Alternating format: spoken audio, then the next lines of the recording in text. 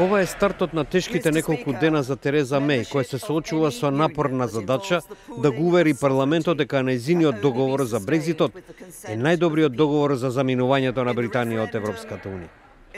Британската премиерка за таа цел има неколку денови, односно до така нареченото значајно гласање на 11 декември. Но Меј веќе почна да се соочува со жестока критика не само од незината партија, туку и од поддржувачите на Брекзитот, како и од неговите противници. Процедурата не започна добро, бидејќи пратениците изабележаа на владата дека не го почитува парламентот, бидејќи не го објавила целосниот правен совет за Брекзитот. Конзервативниот пратеник Боб Сили изјави: It is unfortunate for government to be in contempt of Parliament.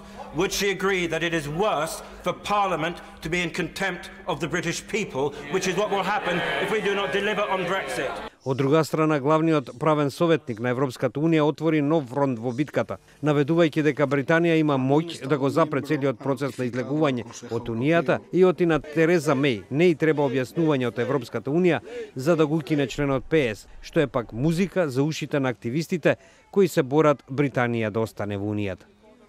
Сепак, засега Меј е под голем притисок. Наведувајќи дека е должност на политичарите да го испорачаат резултатот од референдумот во 2016 година, таа рече: What it would say about the state of our democracy if the biggest vote in our history were to be rerun because a majority in this house didn't like the outcome.